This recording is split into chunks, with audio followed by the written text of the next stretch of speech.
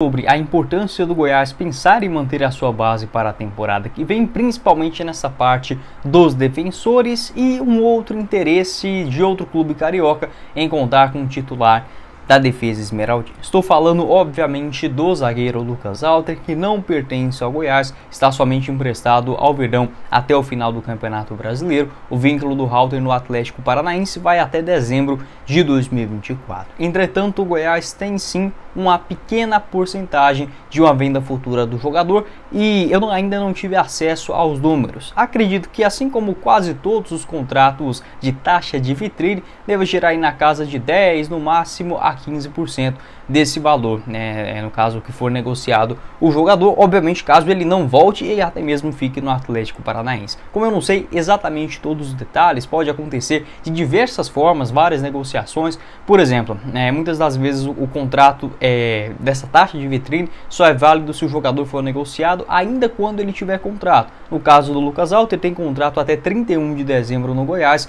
poderia ser, por exemplo, dentro desse período, sem problema algum.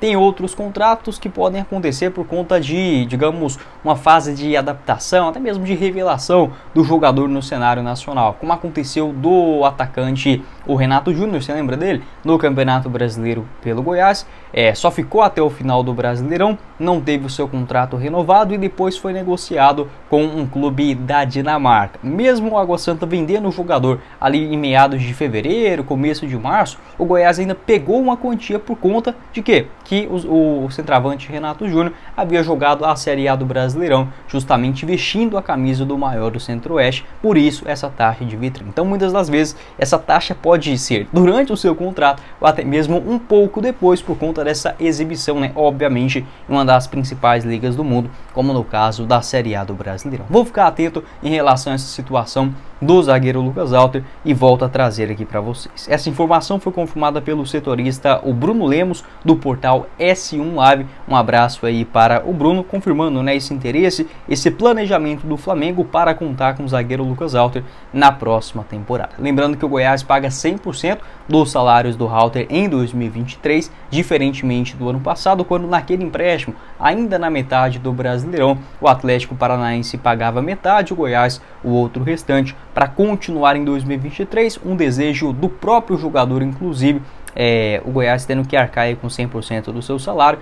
Não sei ao certo, acredito que o Lucas Halter receba no mínimo uns 120, 140, até uns 160 mil reais mensais, tranquilamente no Atlético Paranaense, que não é o time que mais gasta dinheiro no futebol brasileiro, porém sempre faz, digamos, boas avaliações, bons pagamentos também para os seus jogadores. Acredito que deva girar aí nessa casa de 120, 150 mil reais mensais. Na temporada, 46 partidas com 6 gols marcados, pelo menos tem esse contrato no Atlético Paranaense até o final de 2024, e se o Furacão não negociar o jogador em dezembro ou não renovar o contrato, corre o risco de perder ele gratuitamente, né, em um pré-contrato assinado a partir do dia 1º de julho. Se eu fosse o Lucas Halter, voltava para o Atlético Paranaense, ficava lá por pelo menos umas 2 temporadas com destaque e já saía para um gigante do futebol europeu. Pode deixar sua opinião aqui embaixo nos comentários a respeito desse interesse. Além do Flamengo, essa informação confirmada pelo portal S1 Live nesta última segunda-feira, além do Flamengo, o Botafogo também é um outro clube interessado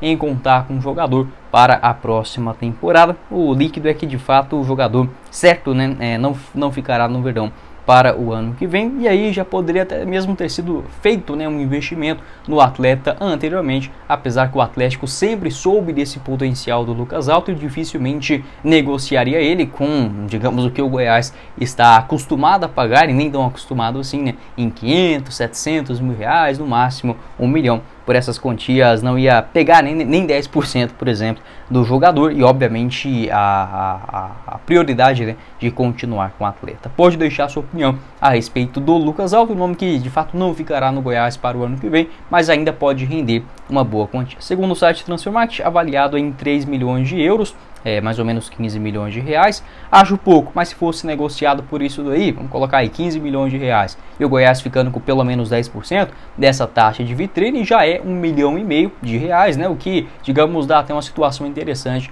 para o Goiás procurar um novo zagueiro nessa reposição do Lucas Halter na defesa em 2024.